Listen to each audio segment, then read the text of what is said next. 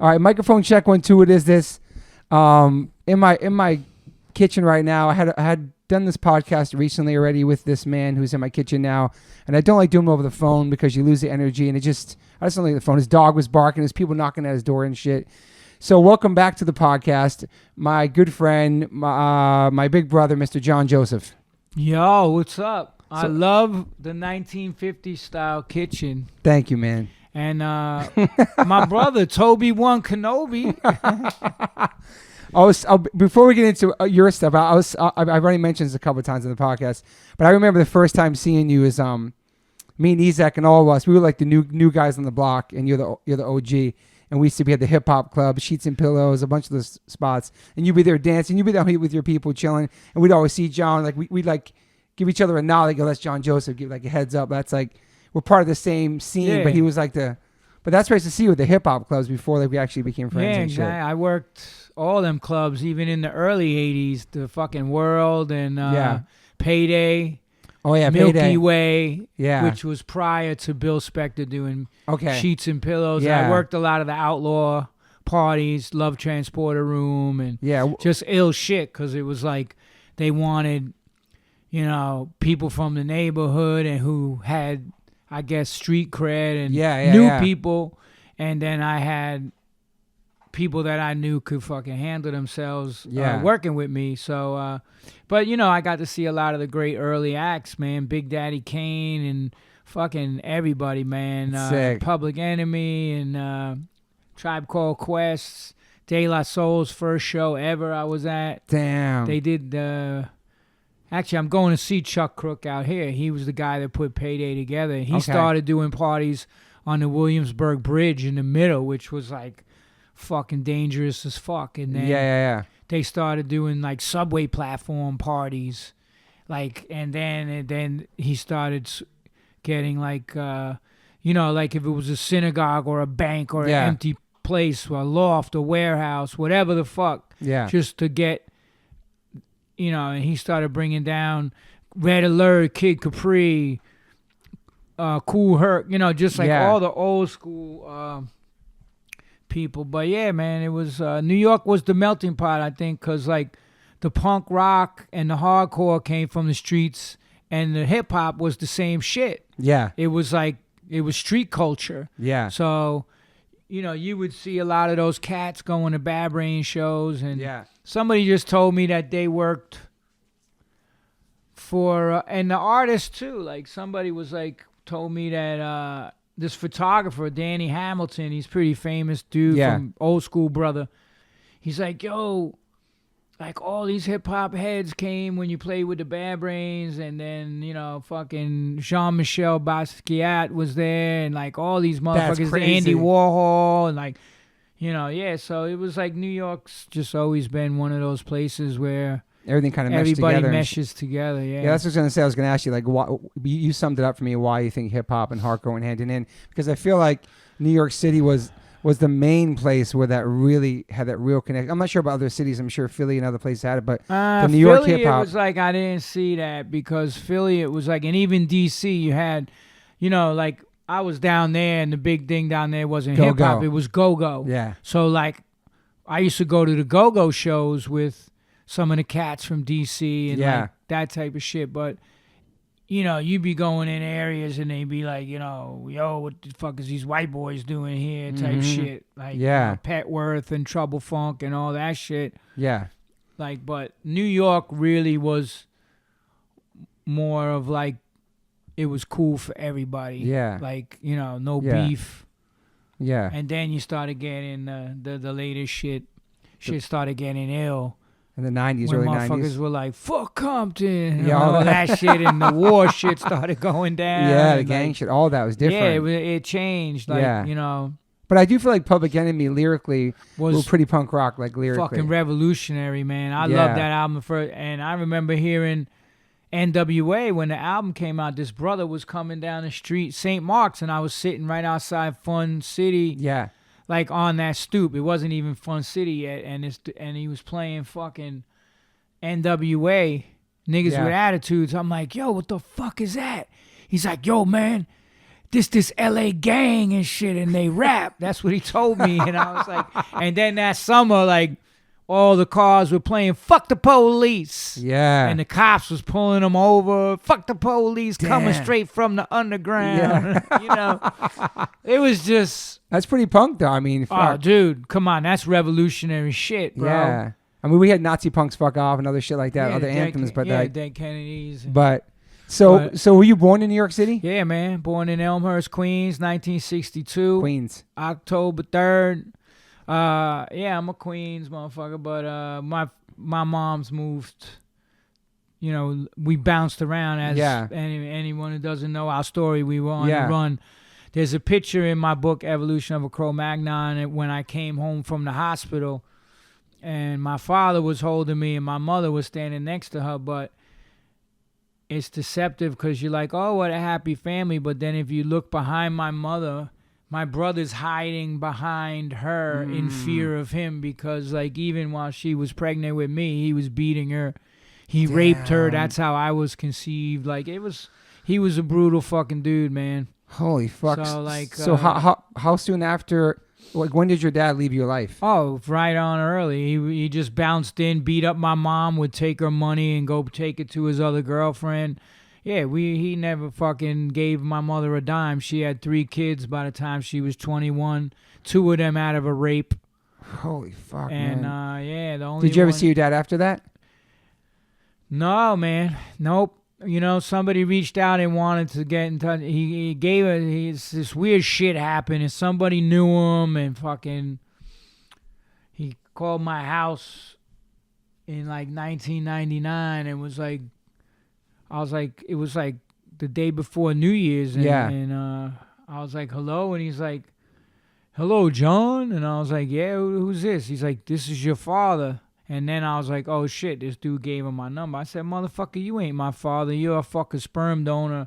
I said, you better hope I never see you. Damn. But I'll tell you how crazy shit is. It's no surprise.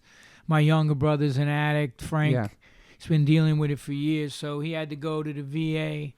This was about 4 years ago, to detox before they could do an open heart surgery on him. Fuck. So they put him in the Finger Lakes, and the nurse walks in, and she looks at his chart on his bed, end of his bed, and she's like, oh, Frank McGowen, are you any relation to John McGowen? And my brother's like, yeah, John Joseph McGowen, that's my brother from the Cro-Mags, writes the books. Yeah. She's like, no. She said, no, John Emil McGowen. And Frank was like, yo, that's my father. Oh, shit. You know him? She goes, John Emil McGowen is your father. And he's like, yeah. She leaves the room and comes back. And she's like, what's your mother's name, Marie? What's your brother's name, Eugene John? She fucking catches her breath and goes, your father's dying in the next room. Holy shit. I just got goosebumps. Yeah, man. Look at that. I still get Frank calls me up, and he's like, you're not going to fucking believe who's in the fucking room next to me, and we share a bathroom, and he's dying, and he sent in a priest to ask for to get forgiveness. He's like, our father. I was like, what? And I said, so what did you say? I told her to tell him to go fuck himself. Oh, shit. But he was homeless. He, like, had all dirty clothes, filthy clothes. Wow. We didn't even know he was a veteran. Okay. That he was in the military because it was the VA hospital. Yeah. I mean, it's just wild. Like, out of every motherfucking place on the planet. Yeah, that's crazy. Especially in New York. And, you know, truth be told, me and my brother E, who you know, said, you know, that was the universe holding up a mirror to my brother because he did the same shit. He abandoned his kids. He's a fucking, you know, doing, like, this is what you're going to become. Wow. So he fucking left this world just a lonely, broke. He did the same shit to my mom that he did it to other women, what he did to her. Robbed people's bank, you know. Damn, man. And he boxed at Gramercy Gym under Customato. Okay. He was fucking, and my brother went to this benefit some years ago, like 20 years ago, and all the pros were there, fucking like world famous, world champions, and they're like, what are you why are you here? And they're like, my father fought at Cuss's gym. Who's your father? John McGowen. And they're like, your father was Shorty? And the guy starts calling over all the fucking fighters, dude. Wow. Bugging the fuck out. Like legendary and shit. Your father could have been fighting for a fucking world title, but two things: he wanted to be a gangster more than he wanted to be a fighter, and the alcohol got him. Okay. So it's just, that's why I stay, like you, I stay clean and sober. Yeah. My brother's clean and sober, plant-based, and it's part of, keeping the whole consciousness right. So we have to break that cycle of what our parents did and shit, and that's because you could have went a different way. You've been through so much shit. Yeah, from that I was early a crack addict. Fucking. Were you partying at all during that time, or just kind of spun out of like control? Here and there, but not. I wasn't straight edge for sure, but I dabbled. I'm not gonna say I didn't. I like, hanging out with Crazy Dave, that fucking Cuban dude, who then I became a fucking full on crackhead with, and had like. I'm writing the film about the whole shit that went down, and it's like, wow. The fact that I'm even alive. It's I had crazy, man. Terminate on sites, KOSs, and all that shit from like all these drug gangs I was robbing. Came out here. Craig always tells the story about when I popped out of the bushes and shit. He loves to tell that one. But it's crazy you just said it, because you said that your dad was robbing people too. Yeah. And then my dad did strong arm robberies. He collected money for like fucking, Irish mob people. Fuck. And like just a fucking banger, man. Southpaw. Have you moved up to middleweight? Yeah. Like just fucking, very violent dude. But then like, have you been trying your whole life not to be like him? Like, trying to do everything opposite of how he was because you want to turn out like him at all? Like with everything, it's just being, we got taken and put in an abusive foster home for 6 years. It was fucking hell on earth for us. Yeah. And they beat us into silence, threatened to put me in a nut house, and like just crazy. People should read your book because it's all in there. It's incredible, man. They thought that shit, when I got the cover of The Voice before, they tried to prove that it was like, that I made the shit up. And then when the guy found out, like, talking to my mother and my brothers, like, like, holy shit, like, yeah, it's an insane story, but I just kept putting one foot in front of the other. Like, I didn't really start to see, I had a fear of, it, like, going down that same path. Yeah. Like, because I knew getting locked up from 78 to, is for 2 years and running in the circles. Like the people I ran with on the streets of New York in 76, 77, 78 were murderers. Yeah. And I was like, I'm going to kill somebody or I'm going to get killed. Something. Fuck. Like I always had this. I actually was relieved when I got locked up. I had 3 cases. Yeah. 2 drug charges, and one I broke into this like supermarket with a fucking pharmacy in there, and this guy supposedly had the combination to the safe, and but it was like, I think like the guy set us up because the dude I was with was boning that guy's girl, and like they set us up. Yeah.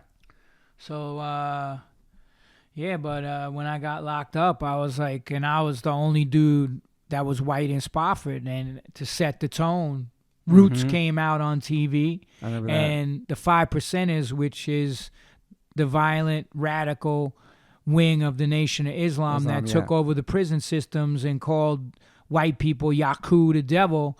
That's what I went into lockup under those circumstances. Damn. How old were you? I got locked up 15, but then right after I turned 16, like while I was locked up in Spofford. I spent my sweet 16 in Spofford. Damn, man. Fucking in the Bronx, B3. Like, yeah. You know. I looked that up after I read your book, that prison, and there's also a memory I have of like how you went back to that house that you were living in. Yeah, the with, Valentes. Fuck, yeah, man. And for me, I'm like such a shitty reader. It's hard to focus. So I love the audiobook of that because it's like 8 hours long. You can listen to it on it's more tour. than that. It's like 17 hours. It's fucking great. So people listening, you have to get that. I'll definitely plug that when this comes out. Yeah, so great. You know, it was always this fear of like, you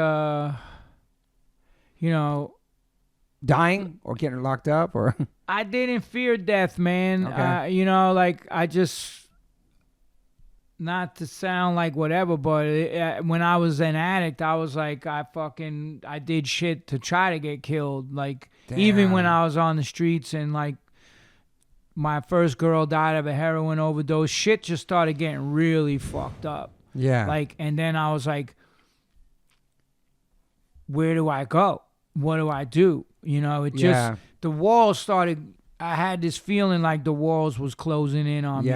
And I hung with these two dudes, Junior Nuts and Dougie Holston, and they were from Greenpoint. They're legendary dudes. Okay. I remember they did hardcore shows, one over there, and then we walked by this old man bar, and I was with these kids, and the Cro-Mags were playing. And I go, yo, y'all motherfuckers, we were walking to the train. I said, you read my book? They're like, yeah. I said, come here, watch this. Went to this old man bar in fucking Greenpoint. Yeah. I was like, yo, how long you guys lived in Greenpoint? And they're looking at me. They're like, my whole life, kid. And they were like in their 60s.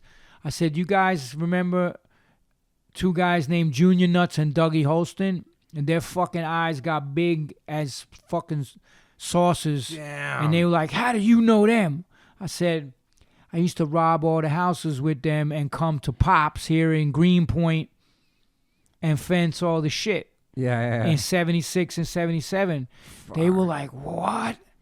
And then crazy. I said, what happened to them? And they said, well, when you live by the gun and the blade, you die by it. Both of them got murdered. Damn. So, like, you know. Holy shit. And then I stopped hanging out with them because Junior Nuts was like the Polish Sid Vicious. Like, the first time I ever seen him, everybody hung out in Rockaway. It was like the Ramones. Rockaway everybody. Queens. Yeah. Rock. Yeah. So, fucking sleeping under the boardwalk after I left the boys' home, and I hear this dude fucking screaming, and like I look up on the boardwalk, and this dude just has like cropped punk rock hair, no shirt on, and he's just slicing his fucking skin open with a broken bottle. Fuck. And like, that's crazy. These guys were legit. Yeah, I mean, you know, and then he stabbed some local chick in the fucking neck with a bottle and almost killed her.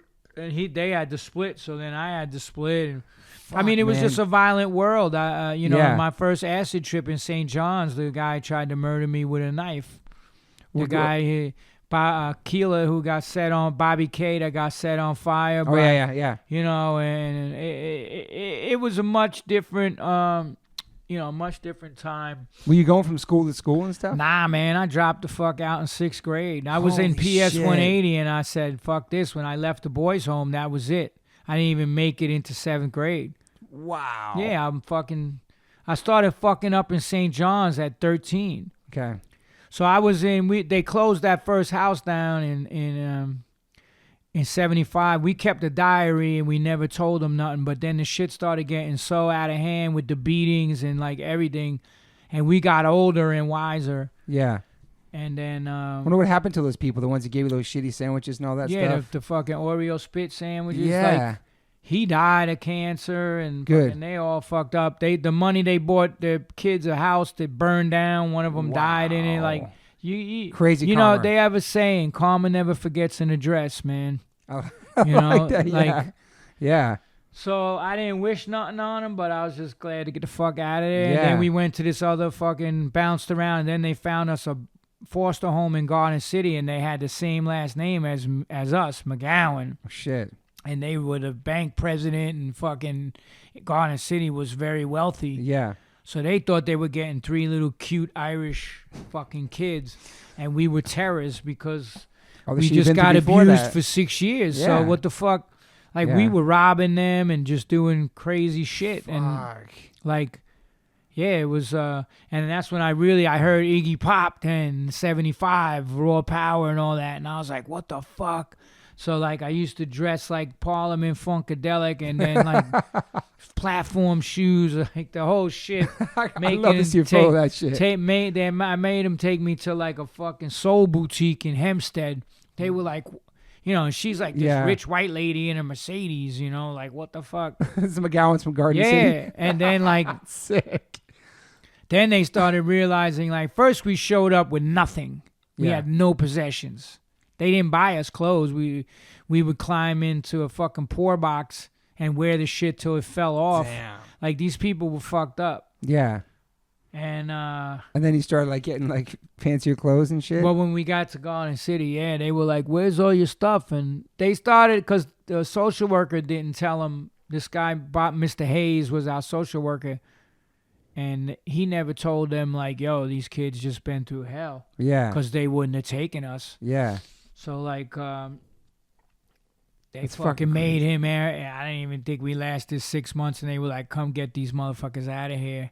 Damn. Like, my brother, they threw this party when the parents went away. They had two daughters. Yeah. And they're like, so we hung out with the heads. There was the heads and the jocks and the yuppies. Okay. And so we hung out with, like, the burnouts. Like, my brother went to school with fucking, who was that famous boxing Arthur McCanty, who was the fucking ref for all the Ali fights. His son, Arthur McCanty Jr., was my brother's friend in Garden City. Wow. And they, like, we fucking wrecked shit out there. They called, my nickname in Garden City was Bowie.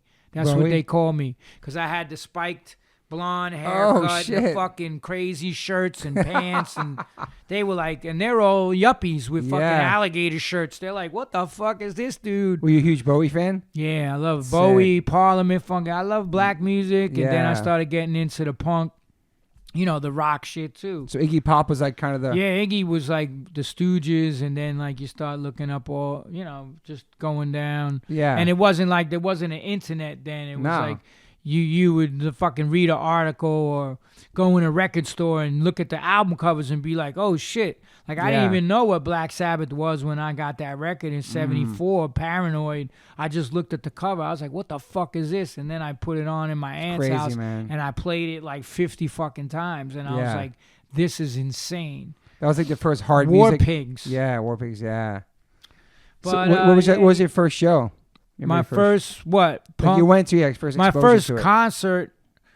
Even before I went to Max's, I saw bands at Max's and CB's, the Ramones in 77. But 76, I saw because Keeler, the guy Bobby K, was into rock and roll and shit. What happened in St. John's was I went into St. John's thinking I was black. I'm like, I'm one of these I'm like, hanging out with all the black kids. And my brother hung out with Bobby K. And my brother was a rocker with long hair. And Bobby K got set on fire. And fucking as a kid, his mom's boyfriend threw him in the bathtub with lighter fluid and set him on fire. He was a maniac. Fucking maniac. Everybody was scared of him. Yeah. So, and I just tell you, I got, he just did not, he was racist. He was prejudiced. We didn't say racist back then. We said prejudice. Okay. Or bigot. Yeah, well, they said prejudice. Yo, that motherfucker's prejudice. Like, that was the word. So he was like that. Yeah, because, like, whatever, he grew up in institutions and being beat on, and they put him in a nut house. He was demented. Okay. And he was fucking 5'10", 240 pounds of fucking muscle with hands the size of fucking cinder blocks that knocked people out. And he would just snap. Scary, yeah. So these kids, it was the 4th of July, 76, the bicentennial.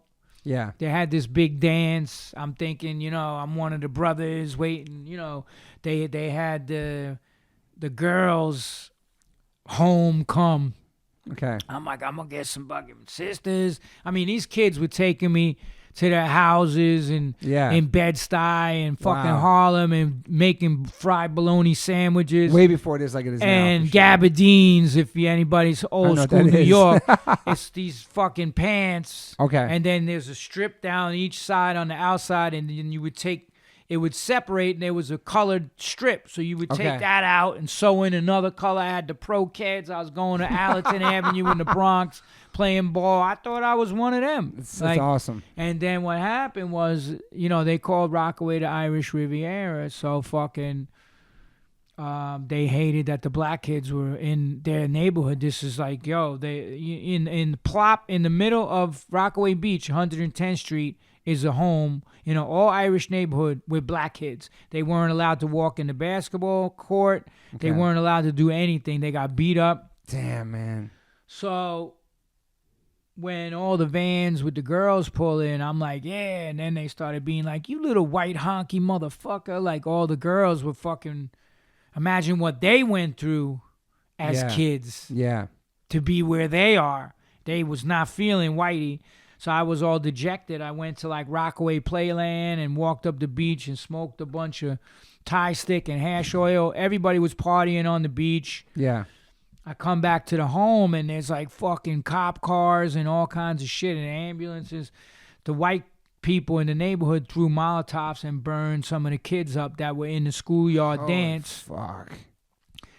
And then when I went up to my wing in 3B, this one kid, Spanish kid, was like, yo, you better get out of here. They're going to jump you. I'm like, yo, these are my friends. They ain't going to jump me. I didn't do shit. Yeah. They're like, they're going to fuck you up. And I picked the lock, and as I'm about to get out, after the counselors left, 11 o'clock, they would leave and lock everything. So I was just going to escape out the back window. Damn. And as I'm about to get out, they just fucking grabbed me, pulled me into the fucking living room, and all the kids that I've been hanging out with and everything just jumped me, stomping me. Fuck. Like, and the Spanish kid went down and got Keeler and my brother and this kid, Wolfie, that looked like he was another fucking crazy motherfucker. Mm-hmm. He had a big, what they call a Jew fro. He was half Jewish and Puerto Rican. Yeah. Holy and then shit. they teed off on these kids. And then Keeler was like, nobody fuck with me ever again after that. But Keeler took me down to the fucking beach and was like, you're going to burn all your nigger clothes. And Jesus made me Christ. put in a bonfire all my fucking black clothes that I had. Holy and then fuck. I just kind of became a rocker after that. And that's so segue back to my first show. Yeah. Madison Square Garden, 1976. AC/DC opens up, Ted Nugent and Black Sabbath. Holy shit, man. So I got to see a lot of those bands. And then I started getting into the punk shit because I met this chick and she was taking me to Max's. And so then, it evolved. And I just loved the energy and the rawness of punk rock. And she was turning me on to the albums, The Damned and the Clash and fucking Sex Pistols. Yeah. And I mean, I already knew the Ramones. The Rockaway Beach played on the radio. Yeah. And then that whole shit, we put the brat with a baseball bat. I just love the violent nature of the Ramones shit. Yeah. So then I was wearing fucking black jeans and Converse and leather jackets and spiked my hair, fucking, and it was just like, all right. Yeah. Was it 70s, That's late fucking 70s? 77. Damn. Because I kept getting arrested, leaving and getting arrested, and I sat through 76, and then 77, January, like right after the New Year, I split. I was like, fuck this.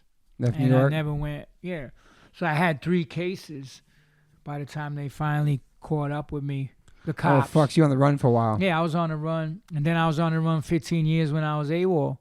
Because I caught a case in the Navy. I got out of lockup and caught another drug case. And they were like, my mom's was dating a Navy recruiter. She knew this recruiter that she dated or whatever the fuck.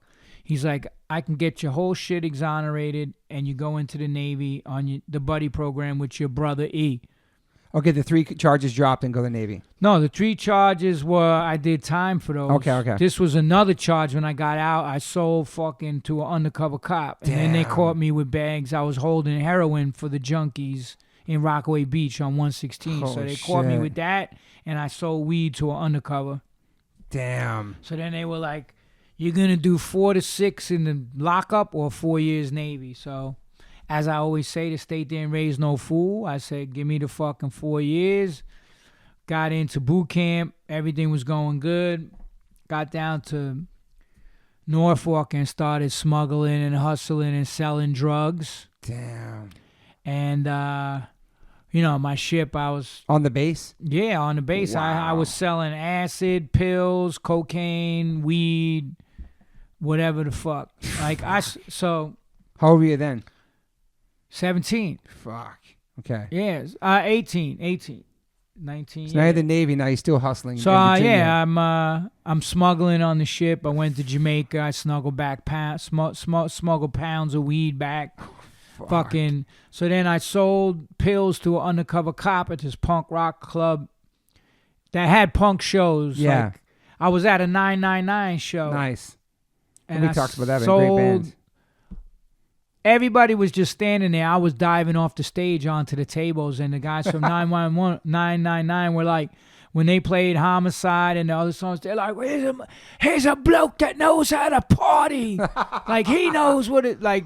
Yeah. You know, because I had been going up to the shows at the 930 and everything, hanging with Henry and the whole fucking crew, because there was another club, the Taj Mahal. So before I even met and saw the Bad Brains, I saw the Teen Idols and the Untouchables play there in 1980. Yeah. And then I started being like, I was still pogoing, and they just came in with the engineer boots with fucking spurs and bandanas and just slam dancing. Like, next level shit. I was like, what the fuck is this? Next week, had my head shaved, same shit. Damn. And then, I was at a 999 show. And I sold pills in the parking lot to an undercover, got busted. And I was waiting for that case. And then I met the Bad Brains around that time. They played the Taj Mahal. Yeah. And then that's when the whole real seeds got planted, meeting those guys and seeing they weren't. 79 Christmas, they didn't even have dreads. I met them right after that. They had just started getting into Rasta. I sold their manager acid. Okay. At the Taj Mahal in the parking lot. That's and then it's fucking crazy, man. So then I started feeling like I don't belong in this motherfucker, man. I never had a family, I never had a tribe, and that's as well as I do. You make your family out of this scene, and totally. I would go up to DC every fucking weekend and fight. Marines would try to fuck with us. I remember a famous time, Danny Ingram from Youth Brigade. These Marines fucked this kid up, and we just went off and fought these dudes. And then Danny Ingram jumped up on the fucking with his chain, because we all used to wear these big bike chains. And then he's lashing these dudes on the car of their in their convertible. Fuck. Like, we would just fight anybody. And I started feeling more and more like this is my tribe. Like, yo, this is where I belong. Yeah. So I'm waiting, because it was a civilian case. Okay. But then I went out to sea, and I was on this new ship. So to see the first, I had shore duty because it was a pre-commissioned unit for a new ship. So while you're waiting for that ship, I got to get built in Newport News. I had shore duty. So then when the ship went out to sea, there's one redneck, he just always fucked with me. He was like, you fucking faggot, New York punk rock faggot. And I'm like, motherfucker, like, if you knew where the fuck I came from before I came here, you would be a church mouse. Yeah, you wouldn't be saying shit. So I just had enough, man. The charges were getting more serious, and then they restricted me to the ship. Did you end up fighting I that wasn't dude? allowed to go on Liberty when the ship pulled into Bermuda and all this Puerto Rico and all this shit, and I had to work, and they took all my pay. So I was basically like working in the hot sun for these motherfuckers for free as a boatswain mate. And then this dude just said some shit to me one day, and same guy kept talking shit. Yeah, again, I just fucking locked him in the paint locker and beat him down. bad. And then they locked me up on the ship. And I had gotten wisdom teeth pulled. It's like you start to see how the universe takes a hand in every little fucking thing, because I got my wisdom teeth pulled. They got infected, so they had to medevac me off the ship in the middle of the Caribbean by helicopter back to Puerto Rico. And this was before computers, so they didn't tell them I was supposed to be a prisoner, like handcuffed to the fucking bed. Okay. And then the ship was gone down to Argentina and everything, shellback, crossing the equator, Brazil, all that. So they were like, well, they're not going to fly you back to the ship. We have to send you back to Norfolk. They gave me an ID card. So I was just going, hanging and partying back in Norfolk. And then the guy tipped me off. He's like, yo, your fucking ship is coming in. You know? And then like wink, wink. And as I was rolling out the gate on the bus, the fucking master at arms were like at the light getting ready to cross to go to Nimitz Hall to get me. Damn. And I just shrunk down in my seat and fucking rolled out the gate, and that was it. Holy fucking shit. AWOL for 15 years. You went back to New York? Yeah, went back to New York. I went to D.C. and I stayed at Henry Rollins and Ian MacKay's house. Wow. For like 10 days or something, and then they were like, all right. Henry was like, you're eating my food every fucking day. It's time for you to go. Nicely, though. You know, he was mad fucking cool. Yeah. And wow. So the Undead played the 930 Club that night, and they had New York license plates. And I was like, yo, can you give me a ride back to New York? And they were like, yeah. Got out the van. First motherfucker I seen. HR. Wow. Fucking standing in this. Actually, the first person I ran into was Harley, and he was like, because I met him with the Stimulators when they played the 930. Okay.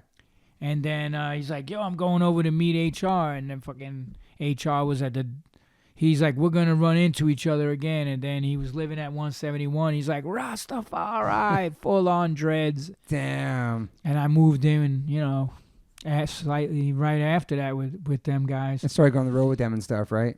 Yeah, well, it took me, the Hitmen were on that block and kept fucking with them because they didn't want punk rockers, and that was their drug spot, that whole block, 11th. So was a crew. They came in there smacking kids around. I was like, yo, let's get these motherfuckers. Like J.W. was like, yo, they kill people. Don't start nothing.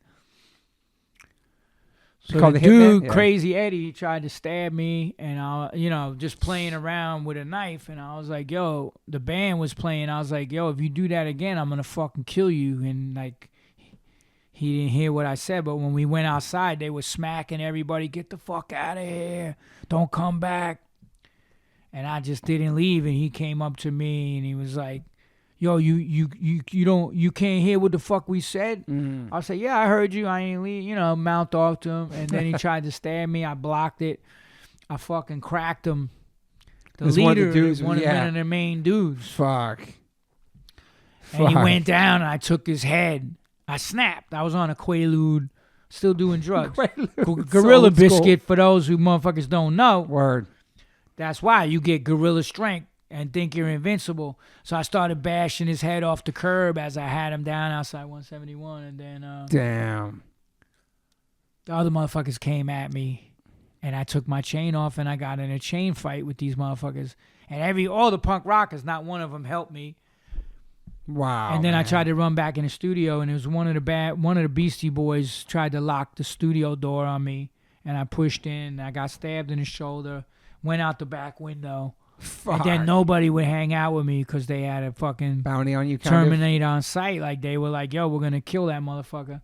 And then I couldn't come to Avenue A at all. And then I just walked up there one day, and I was like, all right, motherfuckers, let's do this. And they surrounded me, like, take him to the building, which was up the street.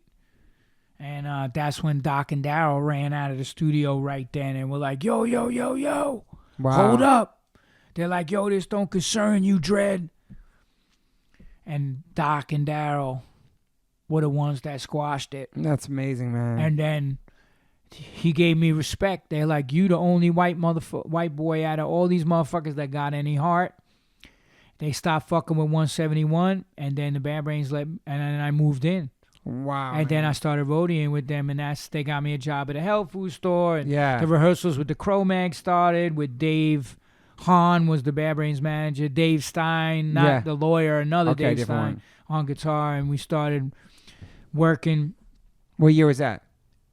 81. Fuck. And then in August the band broke up. It's in the big takeover, and the reason was Harley was treating everybody like shit, and Dave Hahn quit. He's like, I'm not nobody's doormat. So then, wow, it's 81. Damn. And then they played a show calling it the Disco Smoothies and whatever. It was like some stupid shit, but I went on the road with the Bad Brains, and we did Bloodclot, which was all the roadies, and then came back to New York, and then Bad Brains started hanging with like some radical fucking Nation of Islam Rasta dudes that were like, get rid of fucking whiteys. Wow, man. So I got dissed. What album was that? Would the Bad be around? Do you know? Was that? I was there when they recorded the Raw cassette. Okay. This was after the Raw cassette. Okay. We were touring the Raw cassette.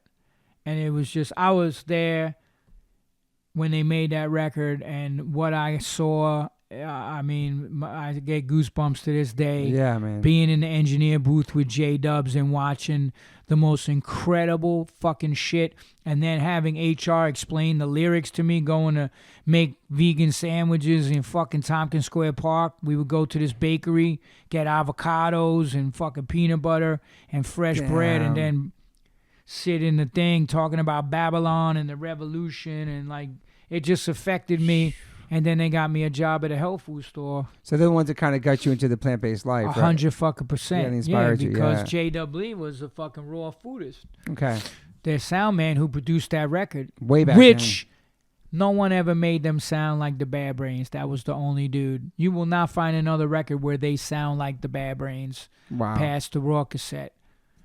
That's great. And, so yeah, it was just a magical fucking time, man. Yeah. And when they kind of stepped me off, because they were like, you cited up other run-ins like the yoga shit and whatever the fuck. But I remember going and like being in the van going to Boston, and they're playing Farrakhan tapes, HR, for like fucking 4 hours, like White Man's the Devil. And I'm like, yo, you believe this shit? Like, what the fuck is this, dude?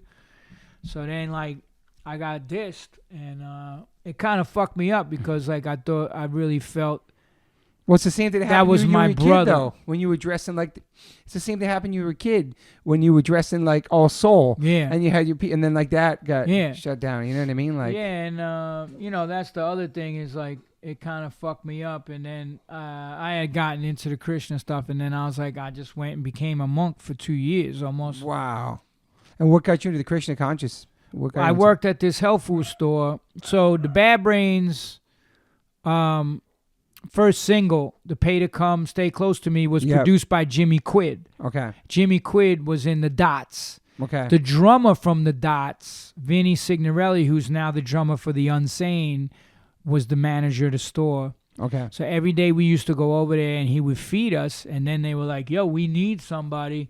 They gave me a job, and then I was talking with Vinny every day, and he was telling me about the Bhagavad Gita, took me to the temple. I was like, yo, this is some deep philosophical shit. Yeah. Well, you weren't a religious kid at all, right? Nah, hell no. Wow. I hated it because them motherfuckers would make us go to church and act like they were Christians and fucking while they're doing all this shit to us. So yeah. I was like, fuck this shit. Fuck religion. Fuck all. It wasn't religion. It was spirituality, you know, like yoga and just deep stuff. And I was like, I still had all this shit going on from what happened to me as a kid, which it was always like wounds that never healed, like a bone that don't set properly, or a wound that's just scar tissue and keeps ripping open. Like anytime something would happen, especially someone backstabbing me or betraying me, it triggered shit. It would trigger shit, and I would just fly off the handle and either want to hurt people or do shit to myself, which I self-medicated and stuff like that all the way to 1990 when I relapsed in 88 from that shit that went down. But, it took me, like now I'm 58 this year, and it's like, people are like, oh, yeah, you're in such a great place in your life. I'm like, motherfucker, you didn't see everything. It took me, 50-something years. It's been a struggle, man, mentally, for everything for you. Yeah, man. Yeah. But,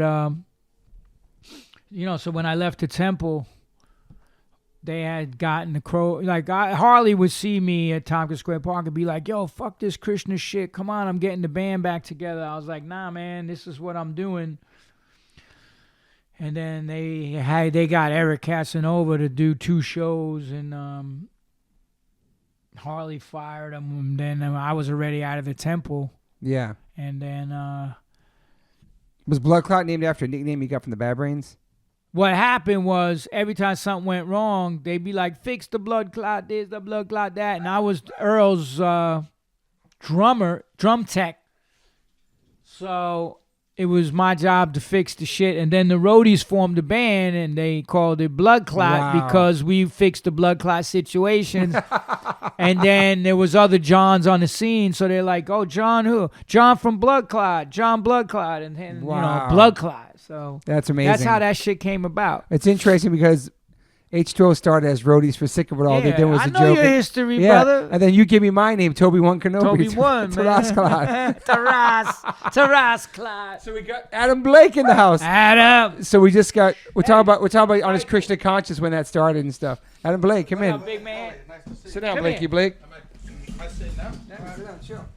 Talking to John now. John's telling good shit. Yeah. So that's how that went. And then, the funny shit was I was a Krishna in Hawaii, and like I tell all the funny stories about doing wheelchair Santa and but I was always a competitive motherfucker, even on the streets when it came to like hustling or I was with these dudes that were murderers, and they're like, take this pipe and go smash that dude across the face with it. Fuck. Until he's unconscious, and I would do it because that's the type. I always had this competitive nature. Yeah. And they knew that shit because I started out in Hawaii, and the Hawaiians were beating up the Krishnas and taking all their money on Kalakaua Avenue. So I came to the temple in Hawaii because I was working on the sailboat. There was this magazine, Back to Godhead, and they had a sailboat. Mm-hmm. And I was like, I got fucking boats and mate skills like navigation and rigging and Navy all that. Shit, yeah. I called them up. I was like, yo, I just came out of the Navy. They're like, come on out.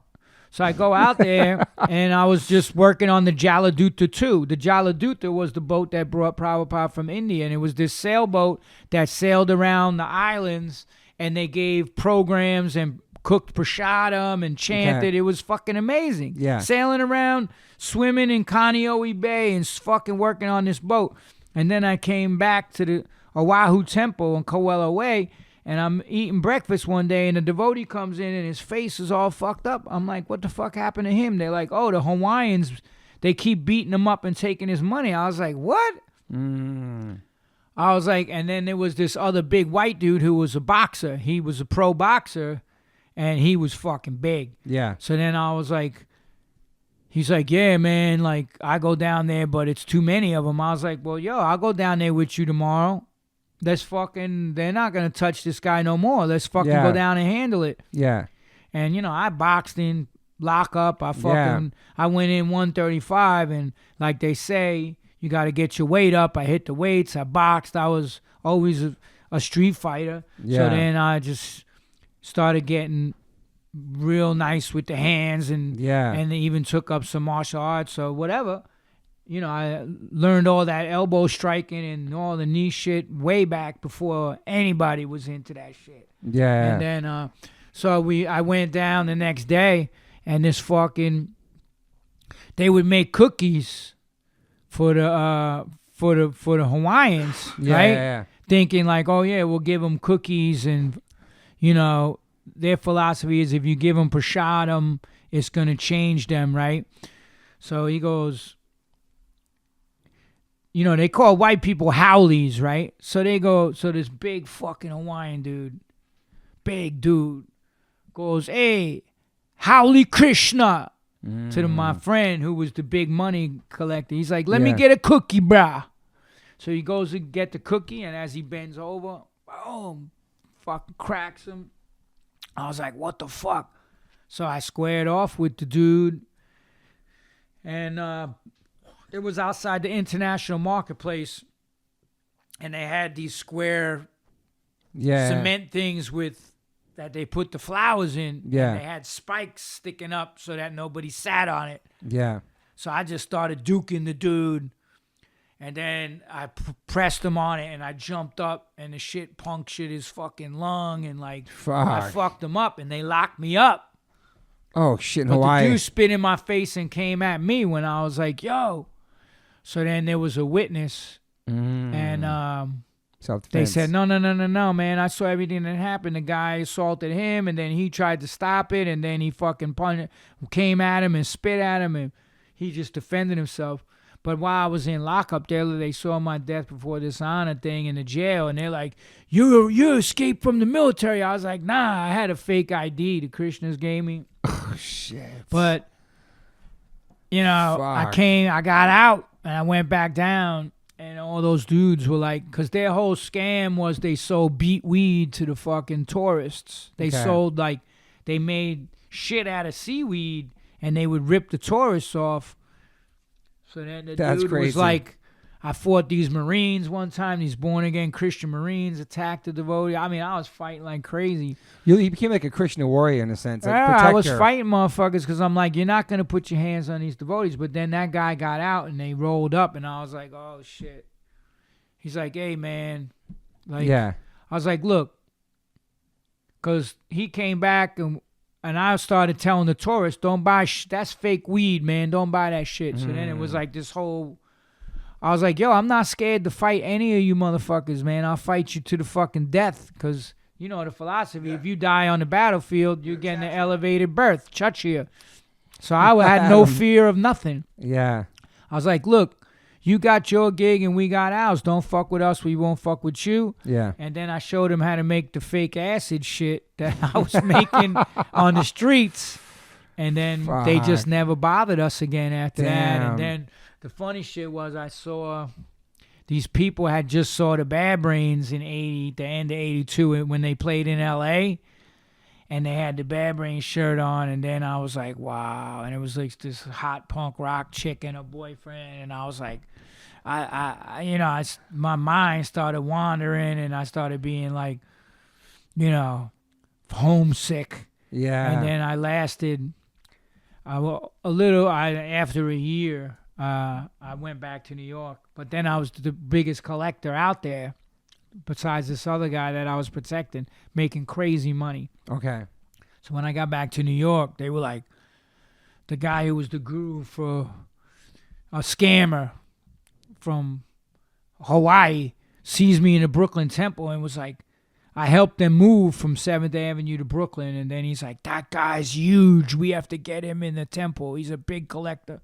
So I joined New York. What's a big collector mean? You always got the good donations. I was able to I had a quota of like $3,000 a week. Damn. Wow. Collecting for the Krishnas? Yep.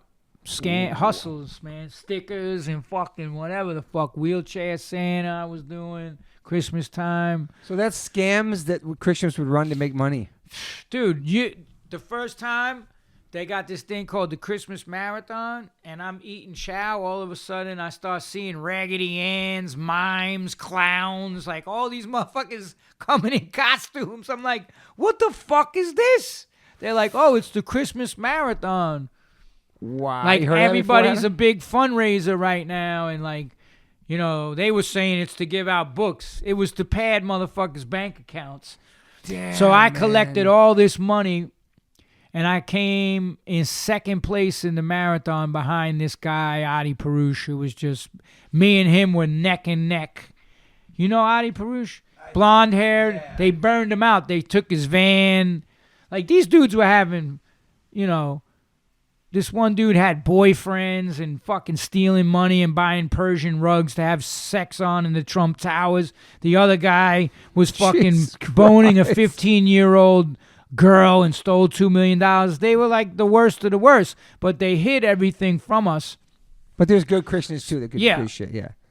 The innocent ones are like, it's the leaders that are corrupt, and I won't even mention who's the leaders now, but it's the same shit. They're scamming.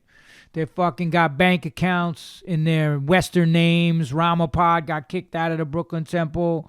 Like all these guys. So after we collected all this money, everybody in the temple, the Christmas marathon, we beat every other zone. We had the fucking most ruthless. We would be out in a van traveling, freezing. One van parked against something and left the van on, and the fucking carbon monoxide killed fucking 4 of the people, and the only way the one devotee survived was they rolled on top of him. And what? Yeah, like What the fuck? It was crazy shit. Holy they worked us. Was it 82? This one devotee had boils everywhere. We're like, look, we need a hotel room so he could take a hot bath. And Ramapal was like, you absolutely cannot spend even a penny of this money for him to steal it. And this devotee's suffering Adi Parush with fucking boils all over his skin. Jesus Christ, like man. Just fucking ruthless, disgusting people. And then we come back after risking our lives. I fell through the ice doing Santa Claus and shit, running into a bar, almost drowned. You were doing Santa Claus? Yeah, I thought it was a parking lot. I run out, and I was going to go in through the back door. It was the last, bars that we were hitting bars, dressed as Santa, busting the door. Ho, ho, ho. Fucking make $300. I run down this embankment, what I think is a parking lot, because it was snow, and then I get out 20 feet, and I hear boom! Damn. Fell through the fucking pond. Almost died. Holy shit. Crawl out. Still run into the back door and do $200. They're like, what happened to you, Santa? I got fucking pond icicles scum fucking shit everywhere in my Santa suit. I said, oh, the sled missed the roof. We landed in the pond. They were like, oh. They all left the other devotee and fucking came to me buying candy canes for $5. We worked traffic lights, everything, dude. And then I turned in every fucking penny. I never took a dime, never took a penny. Yeah, not even one fucking penny. And then after we turned in, they did the winner, second place, Jayananda. Everyone's applauding you that I made $3,000 for fucking 5 weeks straight. Yeah. That's how the wheelchair Santa shit came. They had us out there in November, even before Thanksgiving. Damn, man. And we were working the fucking strip malls in Long Island on Sunrise Highway in a Santa suit. Fuck. And motherfuckers were like, get the fuck out of here, Santa. So then there was a heat wave.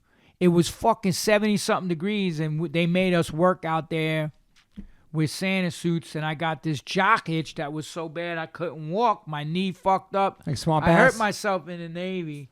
Okay. And the knee fucked up on me. So then I was like, well, I guess my marathon's over. And the Sankirtan dude who was in charge goes, oh, no. Pushes out this motorized wheelchair. He's like, you're going out as an invalid who never forgot the meaning of Christmas to give. Oh, my God. And then I was like, what? Wait a minute. What if I went out as Santa in a wheelchair? And he was like, that's genius. So then when I got in the wheelchair, I started working the fucking joystick with the bent wrist. Oh the my head to God, the left side. dude. I'm like, it's coming. Holy just crazy shit. But how old are you then, you think? It's fucking what? 83. 83. I was 21. Wow. And I was so pretty much from your own, you've been hustling on the streets any way you can to survive. And then they picked up on that this dude got. I was like, I got street skills in Hawaii. I told them, man, let me out there. First day, I beat everybody. I collected more than everybody. And we used to do these plaques. They would take wood. Now, they would sell these motherfuckers in the international marketplace for $20. They take a piece of wood and a router and make little ridges in it, burn it, put a postcard of Hawaii, and then shellac it. So you would do these to the tourists. They get a book and that for $5. And then I was just beating everybody. But I was really into telling people about the philosophy, but They didn't give a fuck. They just were like, we want the postcard. But yeah, they picked up on it and were like, so then after we turned in all the money, every fucking penny, we weren't even allowed to buy a bottle of water. That's crazy. That's how fucking, we couldn't even buy spring water. That's how these fucking hoarding motherfuckers were. And then the next morning we come down, there's cops all over the fucking, you've been to the Brooklyn Temple, in the lobby there. Yeah. Adam Blake lived there, I'm like, ladies what and the gentlemen. fuck's going on? They're like, somebody stole all the Christmas marathon money. Damn. They didn't put all the money. You're talking hundreds and thousands of dollars. And they didn't put it in the safe conveniently. Somebody punched through the wall, the sheetrock wall, opened the door, went in and took all the money. And the cops were like, it was an inside job. I'm hearing them say that. Now, Vikreshwar Pandit, who's a scumbag, was raping women, selling guns, selling fucking steroids. Asked me to sell fucking drugs for him when I came to a Sunday feast. This is after I left the temple. Jesus. But yeah, he was in on it.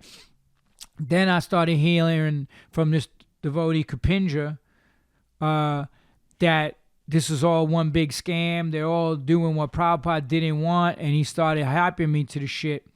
So then I was like, I got to get the fuck out of here. And you know the pressure they put on you, Adam, to leave. I had to go. You want to talk occult? You think you could just walk out the motherfucking front door? Oh, no. You ain't walking out the fucking front door. I told Harley I was coming to the squat, that I was leaving. Yeah. I had to go to the roof, put my possessions. So Sunday nights, they would put all the black garbage bags outside the temple for the trash the next morning. So it'd be like 5 feet piled high of bags. I had to go to the roof, put my possessions in a black garbage bag, and throw it off the roof so that it landed in the pile. So I walked out with one bag acting like I was taking the trash. I picked up the other bag, went to the A train, and showed up at the fucking squat. That was it. You were out. And then Vikreshna and all them came to the squat. And I had the pit bull Lucifer, who was a maniac dog. And he was trying to kill him. So I hear this tapping on the door. I was living in there with Harley and Eric Casanova. I hear this light tapping. I'm like, I open it up. All the devotees for creation, the whole scam unit was there. Like, what do you do? You living in a palace, and look where you at now. I was like, this is where I belong. This is my home. Yeah. I'm not leaving. And then the dog tried to rip his fucking face off. I was like, you think you better go? So I didn't go back. Fuck. And then Eric, I was at the 2 shows he did at CB's, whatever. It was, he couldn't remember the lyrics, and Harley was fucking fired him. And then I had to audition against Roger, because Paris wanted Roger. Paris wanted Roger, and Harley wanted me. And Well, I didn't know that. the thing was, I came out of the temple with all the knowledge of Bhagavad Gita, Age of Quarrel. I started writing all these lyrics, and I was like, this dude was, You're on a spiritual tip. yeah. And Harley was just, go do what you do, and that's what I did. And they were like, Mackie and Paris Mackie and Harley looked at Paris, and it's like, who got the gig. Yeah. Nothing against Roger, but that was my gig. Yeah. You were in Agnostic Front. This is my band, and I did what I do on stage. And I was jumping off the drum riser, throwing fucking spinning round kicks at Kevin's head. But then, now, it is what it is, whatever. We'll do whatever the fuck. And, I'm out here. We got a guitar player. We lost Todd a little while ago peace, from Todd Bloodclot, and out of respect, we waited a while to audition people, so that's what I'm doing out here now. Working on music, yeah. We're rehearsing out here with the new guitar player, and we got new music written, and the Cro-Mags shit is nostalgic, man. Like, to do those songs, The great songs. nobody wants to see that dude sing them songs. And I'm just saying that because that's the feedback I got, and it's like, I'm the singer of that album, and I wrote the shit on that album, and a majority of it, and if we do shows here and there, fine, but we're not going to fucking beat a dead horse or write hashtag real Cro-Mags or any shit like that. We do it, and you see how we do. It's loving and with everybody in the audience, and we're not up there telling audience people off, stay the fuck off my stage. I'm handing them my, go ahead, man, sing, motherfucker, take the mic. Yeah. You know, it's always been a good vibe. Would you guys make new music maybe or no? Who? Oh, I don't know. You know, look,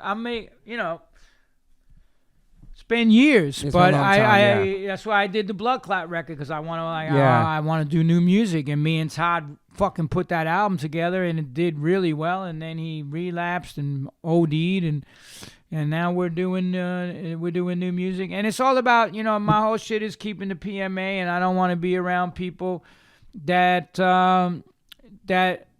you know, like deep down have a hatred for you, because then it's fake. See, it's never about, I don't care how much money was on the table. It was, I'm not going to, you know, play with this dude or anybody just for some money, because that's not what it's about. It's about the love of the music and them songs and that type of stuff. Yeah. So, you know. I mean, you got amazing books out. You're doing the Iron Man. Finished my 4th book. Yeah. It's a plant-based You have a lot cookbook. of positive things going on besides all this. I got the PMA stuff. effect, my memoir, Meat for Pussies, which is kind of like a comedy thing. Yeah, it's a great Throwing book, it back in the fucking meathead's face who were like, yo, you fucking pussy, you don't eat meat. Yeah, that's a great book. And I'm writing and but the evolution competing in I just did my 11th Ironman. That's amazing. How old are you now? 58 this year. Yeah, man. So I feel like through your whole life, from the beginning, from being in the orphanages and getting your dad being abusive, and then you being in the streets, and then you like going to the military, try to escape your reality, and then becoming Krishna conscious, escape your reality, and then the fallouts with your bandmates, and then where you are today.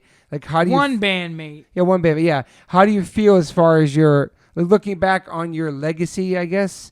And it's not a legacy. Well, what you continue to make. Yeah. We continue to make it. Now you've transformed it to like a writer. You do Ironmans. You're fucking writing scripts. Can do probably do movie. I just did a documentary working with prisoners. Yeah, that's cool. Trying to pay it forward. That's 30 really to cool. Life with Kip Anderson. To me, it's about service to others. That's where I'm at now in my life. Like, you know that too. That's the whole Bhakti philosophy. Is to help other people, and that's really what I try to do to the core of my heart. You know, even like, I went out trying to help feed the homeless, and this dude has to go online and say I'm scamming people. Motherfucker, I just got a $30,000 motherfucking publishing check and all kinds of shit. I don't need to go out like and do this shit and I got a $250,000 fucking, I'm not bragging, I'm just saying I got a $250,000 from fucking HarperCollins Publishing. Yeah, that's amazing. Wow. And a record deal from fucking Metal Blade.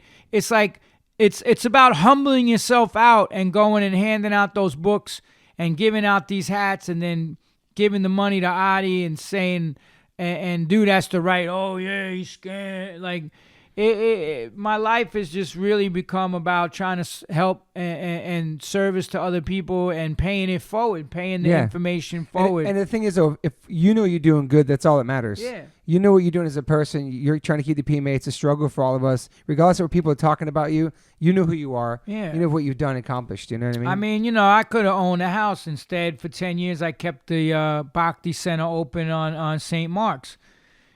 And I don't even want to tell you how many hundreds of thousands of dollars I spent to keep that place open for 10 years. I remember that place. But it's like, my mom's was like, you're crazy, you could own a house.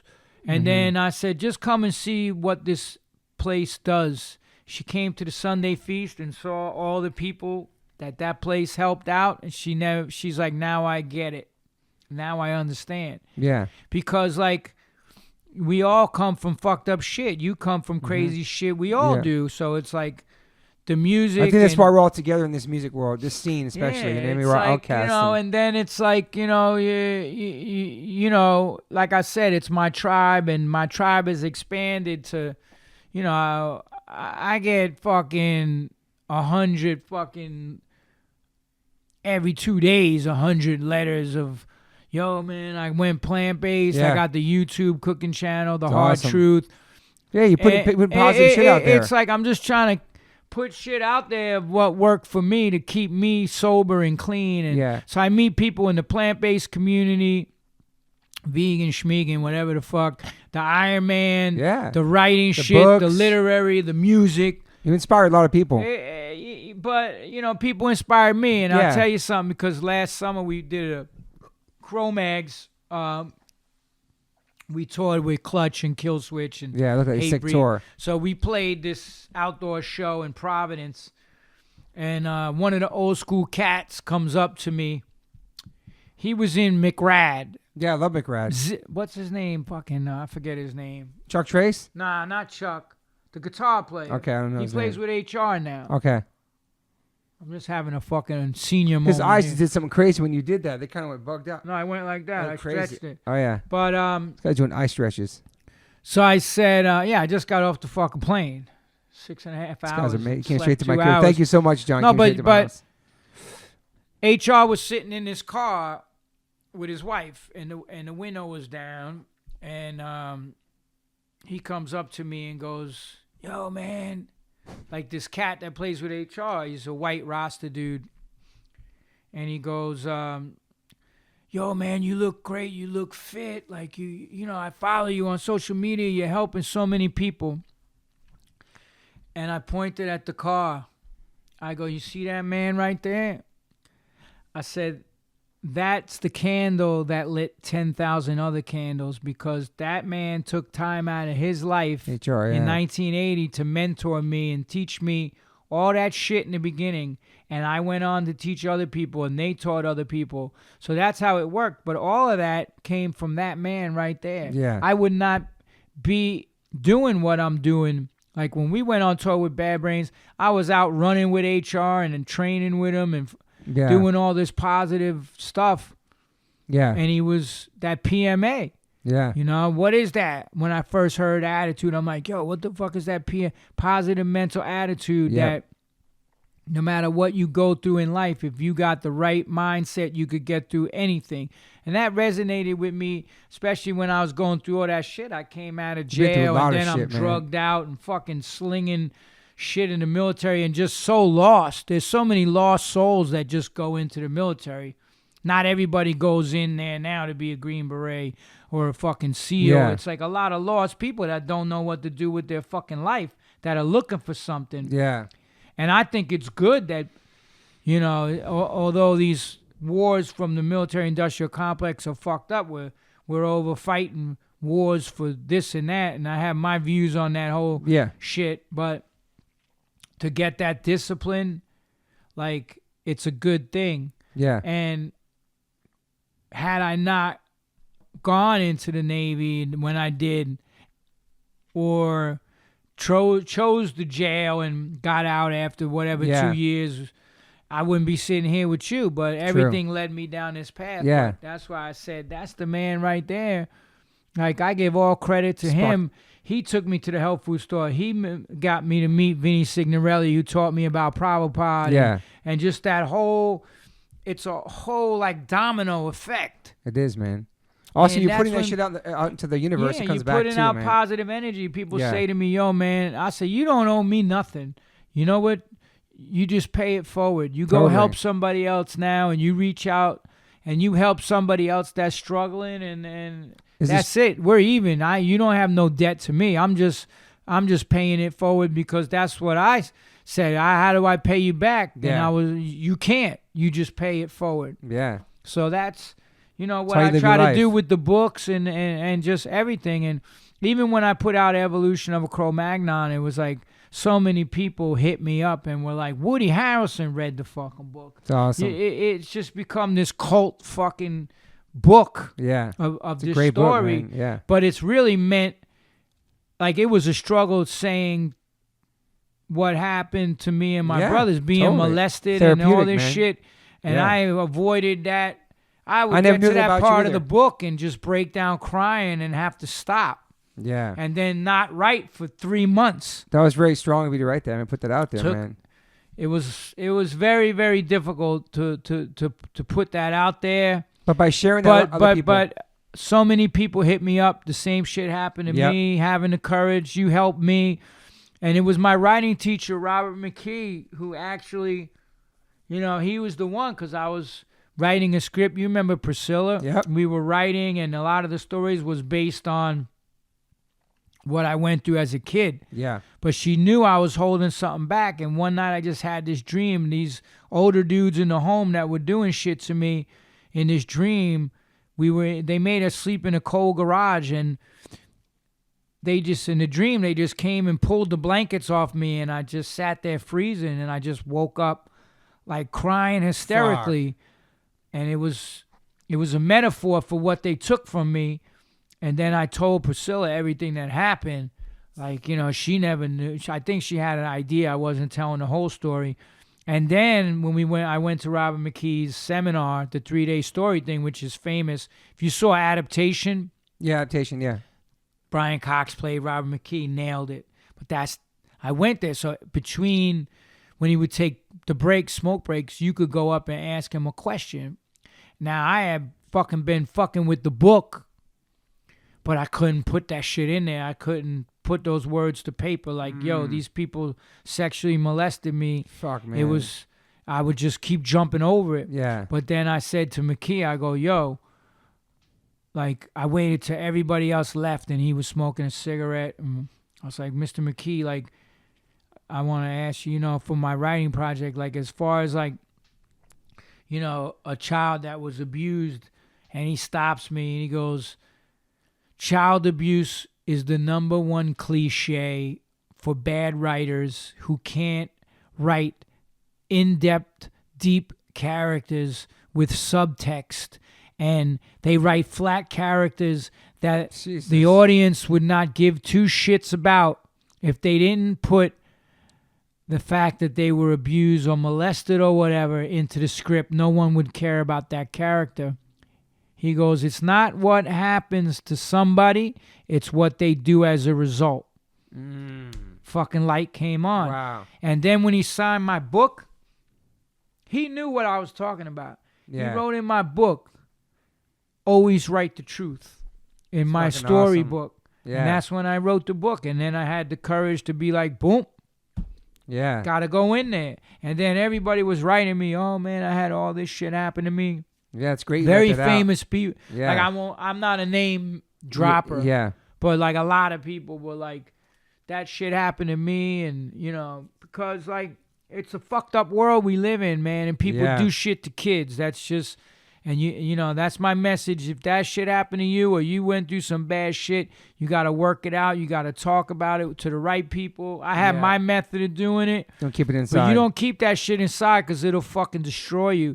That's what made me so violent. That's what made me, every time somebody did something to me, I would fucking relapse into drugs or spin out. Yeah. Or my anger, I would just go to hurt people. Because you've been hurt, yeah.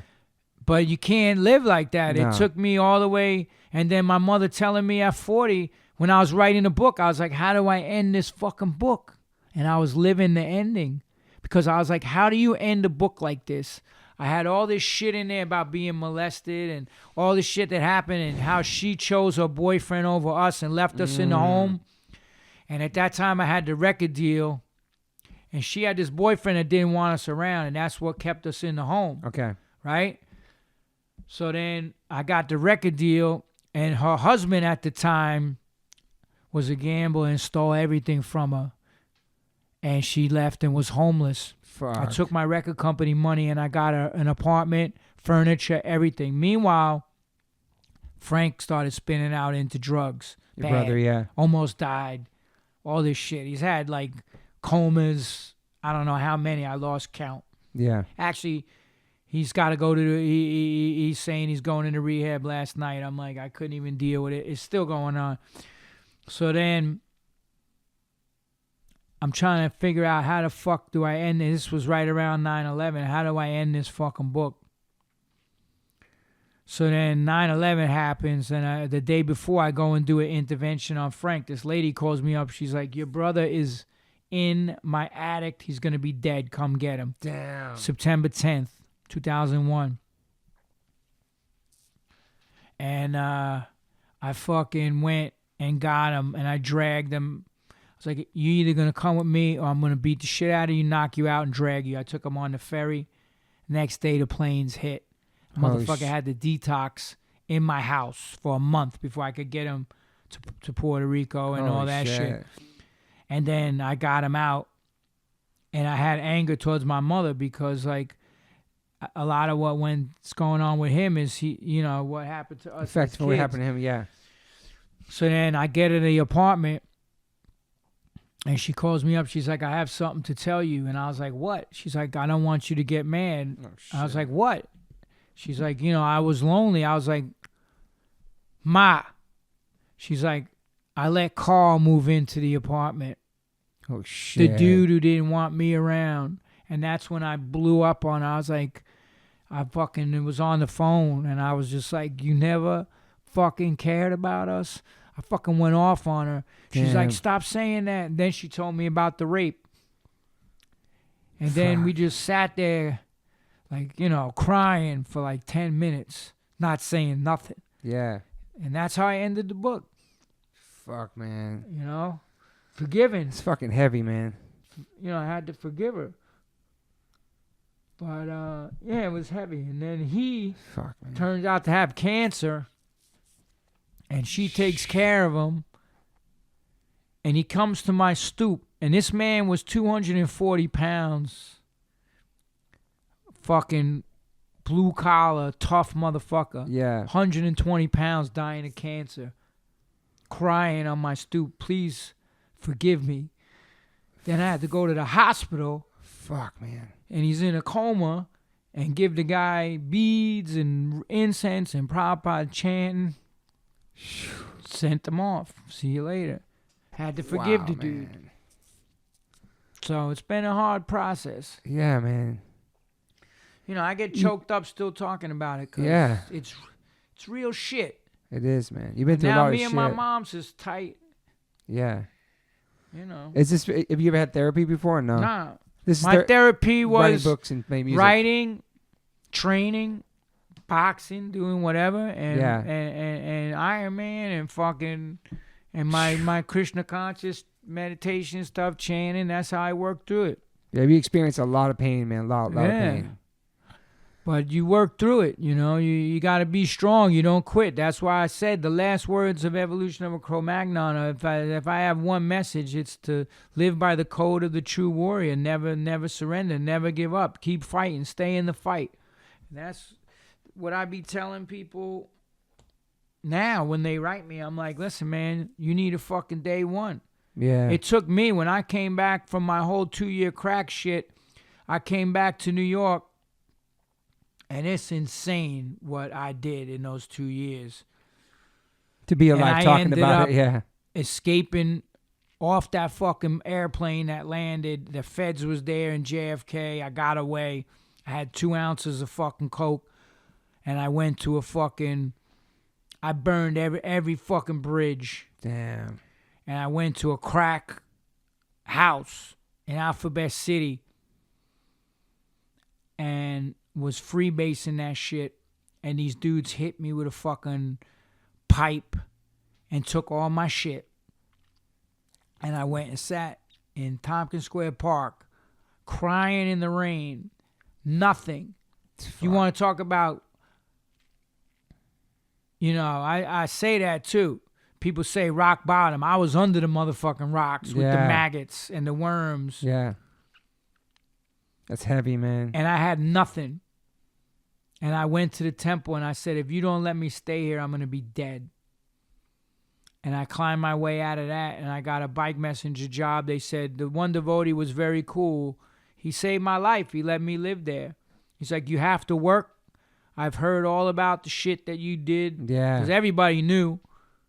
And, and then I worked as a bike messenger and started getting in shape and racing and doing all that shit. And just day by day, I said day one. And I didn't go to rehab. I didn't go to therapy. I had to walk through Alphabet City and get that check. My first check's working for Flash Courier Service. He gave me a job. Walking past all the old dealers. Who does the shadow. Mm-hmm. And you got motherfuckers smoking stems and fucking smelling crack. Walking right through and it. I had to walk through that shit. I had to walk through fire, man, and say I'm not. I had my day one. I said, that's it. I'm not fucking getting high anymore. Yeah. You know? And that's why I quit. And then, you know, when I was with Priscilla and everything, I was making the brownies. I was going to say that. No, but Hoy always says, yeah, nigga, you made some killer fucking brownies at them. You know, but then it started getting like, you know, I smoked after I left the temple and then brownies.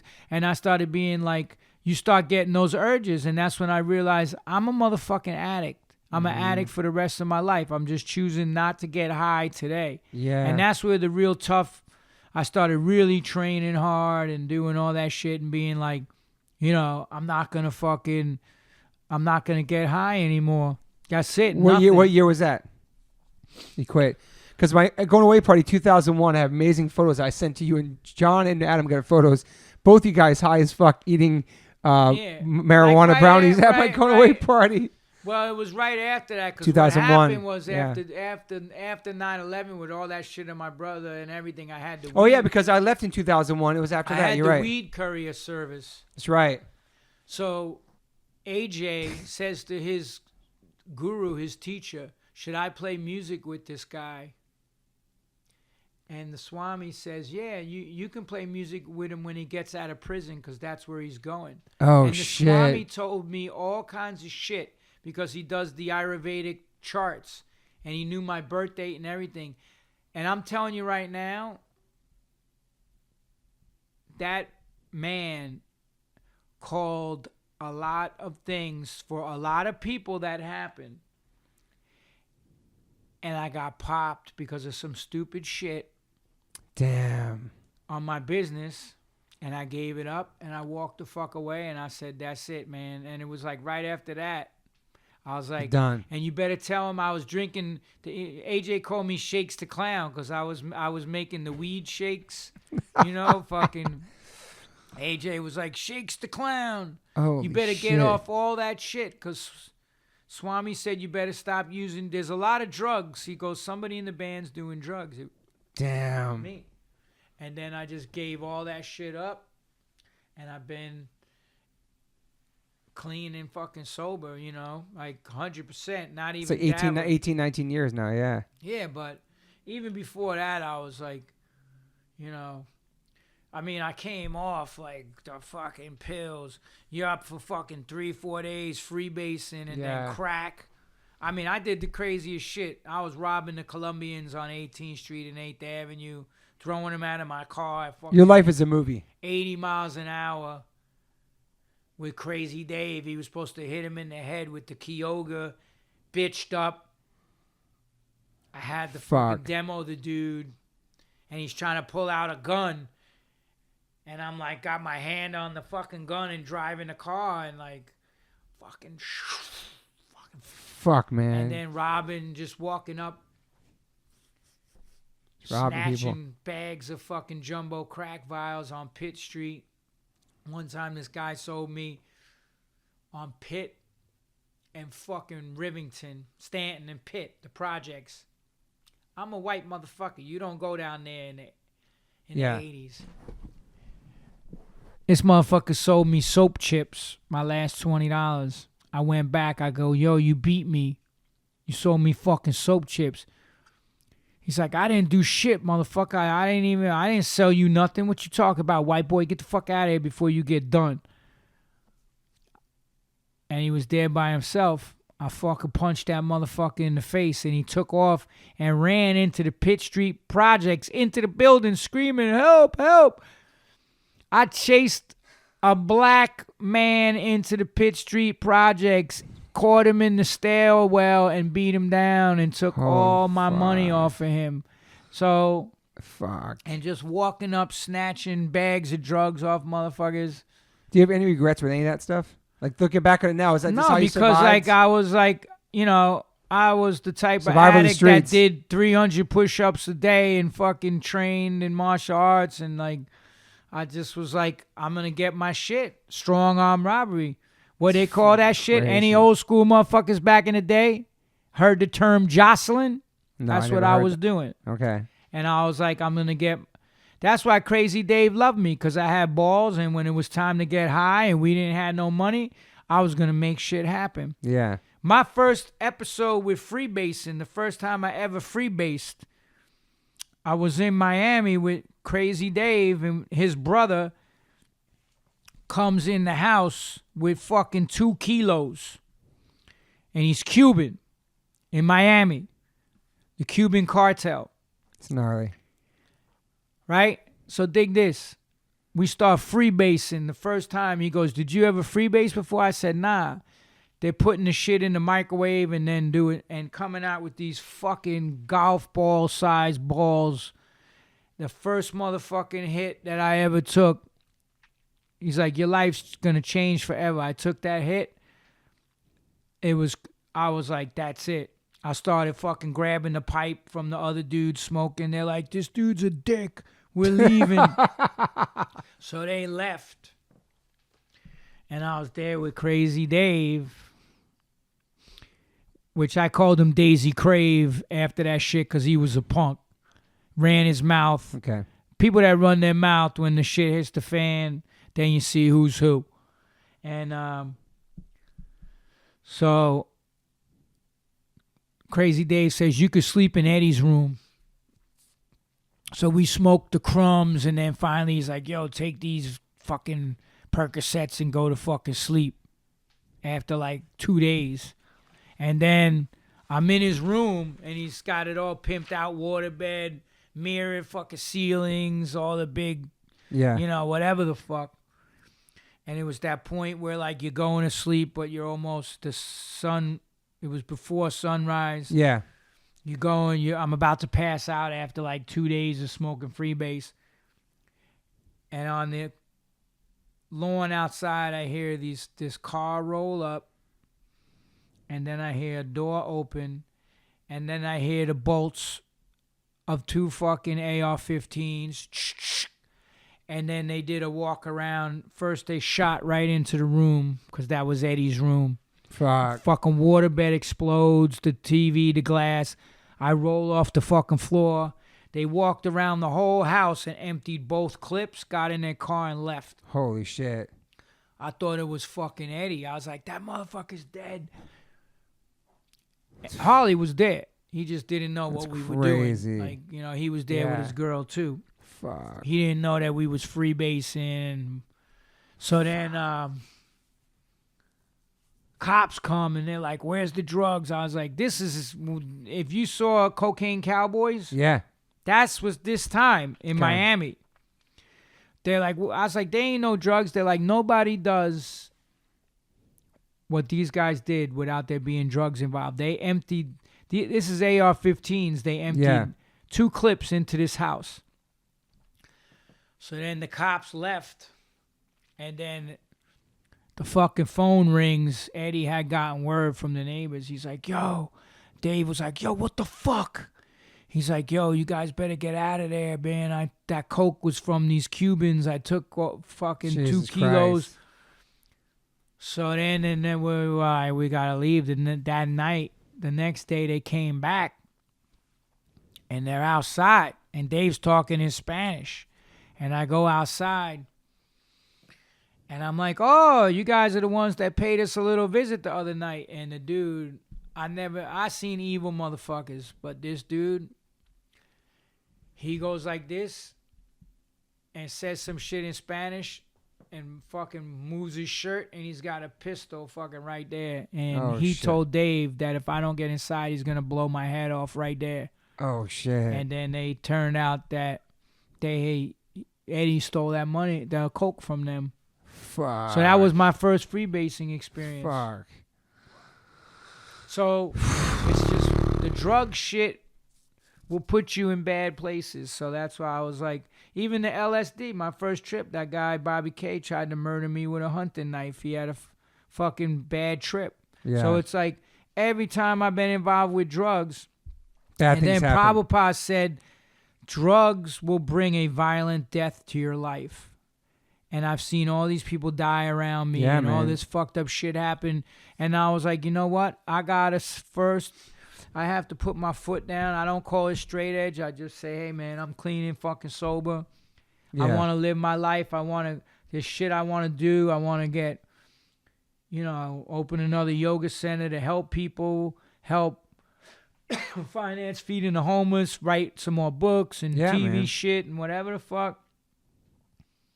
I mean, Howie Tannenbaum, who signed Vince Gilligan, that did Breaking Bad, read my pilot about the Angel Dust cop and was like, wanted to work with me. It's awesome. So, like, it's real stories. Like, and from real New Yorkers in real times. It's just, the time's going to come. You always just keep writing. You do the work. Like, that's another great book by Stephen Pressfield. Anybody, The War of Art, and do the work. Those books, Adam? Any music you're in, writing, even working, health, anything. I'm going to check it's it out. It's about for fighting sure. resistance. Joe Rogan mentioned that book too. Like when I was on his podcast, I talked about, the War of Art. And then he had read it and did a whole post on it. Joe's cool. Yeah. I did his podcast, episode 1152. And he, dude, he does what he does and whatever. I have family members that eat meat, and some of these vegans are like, how could you even fucking be friends with him? You're a sellout. I'm like, shut the fuck up. Yeah, we have a lot of friends that aren't vegans, man. Yeah, so like family members that ain't vegan. What am I supposed to hate on them? Like, fucking who cares, man? I mean, it's better if they wake up in their own time, but you can't force shit on people. They have to come to the platform themselves. So, I agree. I love you, Stella. Well, we covered a lot, man. It's 2 hours, man. We do a lot of shit. It's a good one, But and like Toby always tells that story about when them guys jump moon. Remember? Yeah. So I was crossing the street. All right. Well, listen. You actually got the story wrong, and I'm gonna clarify it here. Then we'll get a smoothie on the corner before you go. Go ahead. There's a smoothie place? Yeah, Banger. Yeah, health store. Yeah, I was in my house, not in my car. Okay. And you called me up. But I don't think I had a phone back then, dude. No, you called me from the payphone on 2nd Avenue, and you were like, yo, these guys are fucking with me and Moon, and that's when I came out. How many was there? I remember crossing the street in the car pulled up, Eddie Cohen driving you in a car, and you jumped out. It was random. Maybe I'm just burnt. Yeah, I never had you. We didn't talk on the phone back then, dude. I swear. Moon's crossing the street. Her friends in front of her. We're crossing 4th Street. No, it was on. No, man. Fifth Street by the dining room. This was on 2nd Avenue, dude. Yeah, 2nd Avenue and 5th Street, where I live. Yeah. Crossing the street. Moon cross street. She's helping some old guy. They make some derogatory comment about her. She's wearing a skirt. Blah blah. The light changes. I'm stuck in this section. All I see is Moon and some dude's faces. 2 dudes, DJ dudes. This car. One of them had a radio. Yeah, you jacked it from. This car pulls up. John jumps. Yo, that's my sister. You snuff both them and take their shit. Then you get back in the car and drive away. I hit the dude with the radio after I cracked him. And that's a fucking true story. I was delivering weed. Yeah, and he always stop delivering weed to smash somebody for your fucking friend and his wife. Always. Yeah, dude. We didn't talk on the. Yeah, that was that was maybe amazing. somebody else called me. Maybe save somebody else off a phone call. Somebody called me one time. Was like, "Yo, these guys are fucking jumping us," and I ran down. Yeah, that's some other shit. Yeah, and fucking hammered these dudes. I kicked one of them through a window. Listen, why the story is so good is that it was so random, and out of nowhere you jumped out like in the nick of time. It was like perfect. It wasn't set up because it was like, holy shit. And Moon's like, who the fuck's this guy? And then all of a sudden, boom, boom, and then you take off. Moon didn't know me. No, she did, but you said that's my sister, and they happened so fast. You're like, boom, grabbed their shit and jumped in the car. Guidos, right? They was like DJ dudes or something. Yeah, DJ dudes. Well, John, you never ask questions. You just like, I don't need to ask, yo, what are you doing? I see them attacking my friends. You just roll up and handle your motherfucking business. Then there don't need to be no words. I remember smashing his radio over his fucking head after I knocked him the fuck out. But then I had to get out of there. You're right, because Eddie Cohen was driving me, and we were delivering weed. Yeah, I was like, oh shit, I got all this weed on me. Let me get the fuck out of here. Oh my god, man, that's some real New York shit though, like just some New York shit. Now it's like now what they say, everybody got thug mounts and 911 fingers. Because like I had a motherfucker try to steal my friend's bike tire a couple of years, and fucking Spanish 20-something-year-old thought he was tough, and And then like I'm like, dude, come on, And then he like it came to like him trying to be like, what? I fucked you up, and like he pulled out a box razor and tried to slice my face. And then after I beat his ass down, he went to get the cops and had me arrested. Oh shit! So it's like. It's not no honor on the street no more. That street code shit is done. Yeah. Now it's just cameras everywhere and people snitching and you lived through many generations of the streets. Yeah, and the real tough, like when I went back and spoke at places where I was incarcerated, and this one person still worked there, and I spoke to the kids, and they were like. The person, she told them, she was one of the counselors there. She's like, before I spoke, she goes, let me tell you something. You guys all think you're tough and you run your mouths and all this stuff and you think you're tough. These guys, they were tough. And like, because, the motherfuckers that was in there, it was like attempted murder on down. Yeah. And like, but it was no talking. It was action. Respect, but if you cross the motherfucking line, it's like when I went into Spofford the first time, motherfucker tells me, you're going to be my Maytag, big black dude. I'm like, I didn't even know what a Maytag was. I said, nah, motherfucker, you're going to be my Maytag. Fuck. Everybody starts laughing. Indoctrination, and you get a strip search, all that shit. So we were all standing there waiting for the fucking COs to come in. And then I said to the Spanish dude, I was like, yo, well, like, what the fuck's a Maytag? Like, he's like, yo, you just told that big motherfucker that he's going to have to clean your sneakers and your shoes like a Maytag washing machine. Damn. I was like, I got up to the wing. That motherfucker tried to pull some shit on me the first night. I was in B3 and I fucking hit him over the head with a fucking chair and just smashed him out. And then his friend was in the other room lining up to go to chow. I just walked up.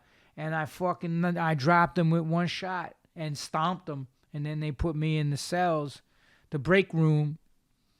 And that's how you got your respect. That's crazy, in Spofford. man. They called me Mighty Whitey after that. Wow. But it was like, it wasn't no talking. It's like, yo, I'm not going to stand there and have a conversation with you. That's old school New York. Yeah. But it was respectful.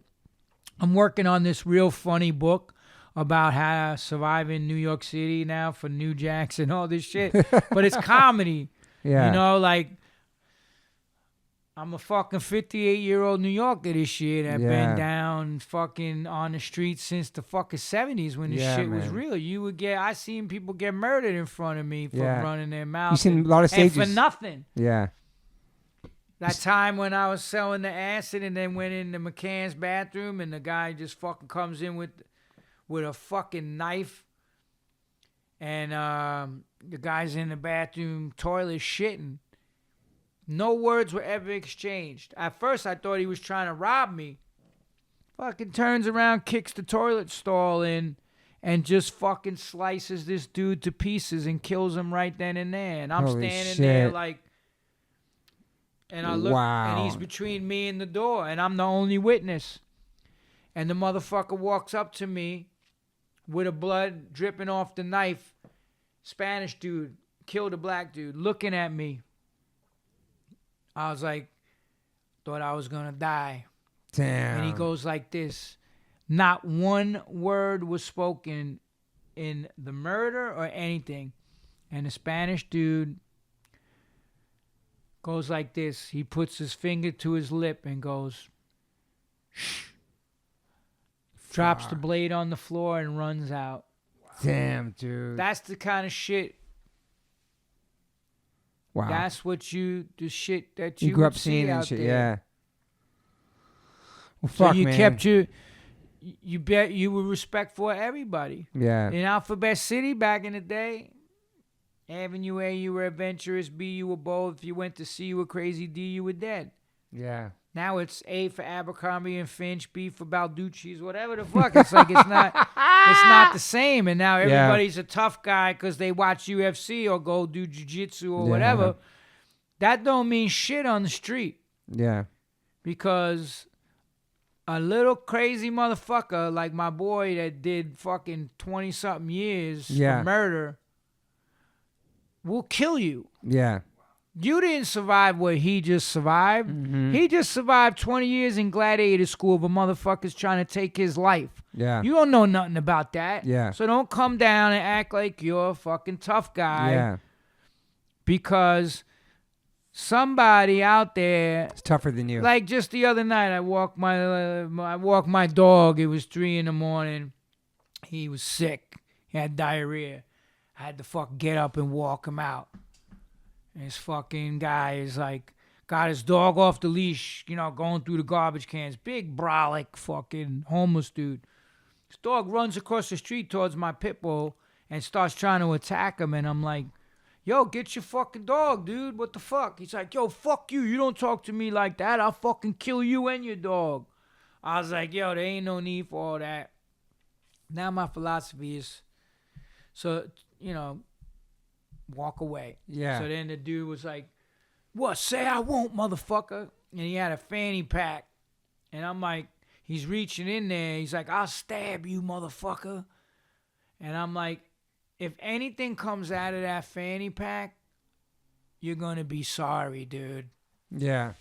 He's like, I know all the cops. Everybody knows me. I was like, I've been in this neighborhood forever. I've never seen you before. I was like, I'm walking away. I'm taking my dog. Yeah, you better walk, you fucking faggot, bitch. I said, yeah, you know what? Somebody's going to clean your clock, dude. I don't have to, because that mouth of yours is going to get you fucking done. Yeah. Fucking totally. A few days later, he's standing under a scaffolding outside of a building, and it was raining out, and I'm looking at him, and his fucking eye is shut, closed, black and blue. And I walk up, I go, I could have snuffed him right there. Nobody was around. It was nighttime. That's not my life anymore. But, 15 years ago, I would have fucking beat him down the minute he threatened me the first night. I go, yo, you remember me? He goes, nah, I don't know you. I said, yeah, motherfucker, think the other night with my pit bull. He goes, oh. I go, what happened to your eye? He's like, I said, see, I told you that mouth of yours, bro, somebody's gonna fucking snuff you. He's like, you didn't do it, motherfucker. And I go, yeah, because if I did it, both your eyes would be fucking shut and your fucking mouth would be shut too, because I would have broke your jaw. And I said, later, motherfucker, have a nice life. You better keep your mouth shut around here. Damn. But like, that's my whole thing. It's like, yo, just let motherfuckers, like I said, karma never loses an address, even if you're homeless. Yeah, I like that. I like that. Let's end it with that. That's a great way to end PMA. it. Yeah, John, I want to thank you for everything you've done with your music. And I have our you know, I friendship. wasn't coming out here till tomorrow, but I I know. came out a day early because we've been trying to do this for a long time. Yeah. And then, we did the one over the thing. It didn't come out right. But, yo, Toby, I just got to say, I talked about myself all this time, but you just been a stand-up dude, and just positivity, and you dealt with your share of motherfucking haters and shit like that and motherfuckers, but you lived the life. You live the example, man. You take care of your family. That's a lot of respectful, because you came out of a fucked up home too. Thank you, man. And it's like, look what you did, man. You raised Max, this beautiful kid now, who's so respectful and so nice, and you kept your family together, your band together. You never fucking did no grimy shit to your other band members. You've been just a straight shooter the whole time, and that's fucking rare qualities to find in this day and age. And there's so many dudes like that, Freddie Manball, and Ezak's a maniac. But you know what? That motherfucker's a straight shooter. Yep, I love him. And just even the AF dudes, they kept it together, man. Yeah. The Godfathers are hardcore, sick of it all. Shout out to all these motherfuckers. Yeah. That's the one thing. They treated their band members like family. Yeah, we are family. Didn't These do guys, the my brother shit. had her. I didn't want to go on tour tomorrow because of Adam. Can't come. And not to rehash, but that's what was the downfall of the Cro-Mags. Yeah. Them it's gonna be friendship. It's a family. It's supposed to be family, and then you betray. And coming from a motherfucker that got betrayed by your whole his life, own family, my whole life, I don't take it well. But all you guys, is something to be said. And that's the difference between New York hardcore. It's a tight-knit group. California, you don't get it because everybody's all over the fucking place. It ain't neighborhoods. New York is like neighborhood. The scene in New York, and you're talking to a motherfucker that been going to shows since 77 in Max's and seeing punk rock and then hardcore. It's a special. It was always a special thing. There's a lot of tough love too, ball breaking love, but it's real. Love and like, and if you do bullshit, you're gonna get your card pulled. Especially in New York. And you could go away for a little while, come back, and then think motherfuckers, oh yeah, it's all new people, they ain't gonna know. But that reputation precedes you. That's why all you have is your word and your honor and your dignity. And that's why out of any scene I gravitated and I found my family in this whole... New York. I consider you guys like family. I know Adam since he was fucking Bach to Adam fucking in the temple. He's one of the only guys that calls me Jayananda. Still, Jayananda does. But, it's like so many... Yeah, we became brothers and shit, man. Then like all those cats, I don't get to see Freddie and Hoya. Yeah, I live there no more. Yeah. And then the Sick of It All guys so much. I love, but it's like there's only a few New York natives living in New York still. There's real love there, and it's not. Yeah. I wish everybody success. I hope. I don't hate on when they got that Godfathers of Hardcore. I was like, right the fuck on, man. Yeah. God fucking bless you and run with it, man. Yeah, it's a great doc, man. It was great. I saw it. I was like, hey, man. Yeah. I didn't badmouth them. Yeah. That was another Cro-Mag that did. But it's like, don't be envious. Envy is the worst quality to have, and it destroys friendships and families and lives. But I want to say to you that people that know John Joseph, that really know you, they know you, and that's all that fucking matters. There's always going to be negativity and haters around us, no matter what you do. Just keep doing you because you're inspiring people, especially at your age. All the shit you did, your books, everything, you inspire people. So even if it's a struggle for me and you to be positive every day because we're fucking humans, we still push it out there in the atmosphere and get through it each day. Throw it out. The energy that you throw out into the universe, man, that surrounds you, and you start to see like your whole friendships, like that are made through that and this music and whatever it is. I gotta say something. I've been all over the motherfucking world, and some of the most real, truest motherfuckers I ever met in my life came out of this scene. Came out of this hardcore shit. Yeah, I agree. Because like there's so many fake motherfuckers out there. Mm-hmm. And there's even fake motherfuckers in the scene, but they don't last. No. They don't stick around.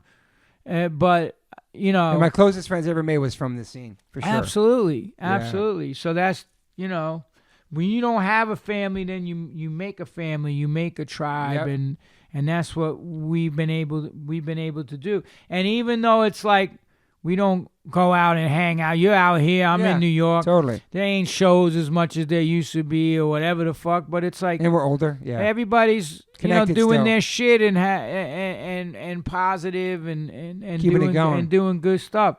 Yeah. Freddie and just the whole, even Roger and so many people have branched out into doing other shit. Yep. Yeah, man. But everybody's the New York shit, it was no place like that shit, dude. Because what New York was special. The DC scene, you're talking middle class, upper middle class, whatever the fuck, families or politicians or the only ones that came out of the poverty of D.C. was the Bad Brains, and look, they ruled the whole shit. Totally. They're the godfathers of this shit. Yeah, they're because greatest. Like through that adversity and that struggle, and we all had it the same. Like none of us came from like silver spoon, fucking, Nope. Anyway, thanks for having me on. Thank you, John Joseph. I love you and I appreciate you, man. Love you too, bro. Adam Blake in the house too, man. We love you, Adam. Adam's getting better. Adam's on the mend. Adam's doing wonderful. Look up P&H. You can see what Adam's been going through for over 10 years. But I'm looking at him now. He looks amazing. He's back to normal. Last time I saw Adam was... He's on the road to recovery. It was really cool. I posted a thing about Adam the other day and some lady commented. She goes, I have P&H too. And she had P&H in her bio. That was fucking amazing, man. Okay, awesome. So he saw somebody else in America with the same disease Adam has. You know But, what though, man? It's a little bit of adversity, but it builds character, It does. man. It You does. know, It like does. it makes us stronger. Like somebody said that to me too. Like, what would you change? Like, if you could, like, somebody in the press asked me that. I said I wouldn't change a motherfucking thing because, like, every situation that any of us go through, it's Made you who you are happening today. for a reason. Yeah. It's like, you know, I agree. As long as through you that keep on going. adversity, never surrender. Just Yeah. keep pushing through. Don't quit. Well, I'm glad you're alive and you're hearing the podcast. Yeah, all the man, shit you've thank been through, you. man. You're a survivor, man. And, Survival of the streets. Yes. And sometimes you got to hand out some street justice. And never snitch on your peoples. All right. Thanks again, John. All right, Wow. peace. Hey guys, thanks for listening. Please rate, review, subscribe. If you haven't subscribed yet to this podcast, please do that. And whatever platform you are listening to this on, I'm glad you found me. You can rate me and review me on there also. So thank you guys sincerely for the support. I cannot wait for you guys to hear the next one.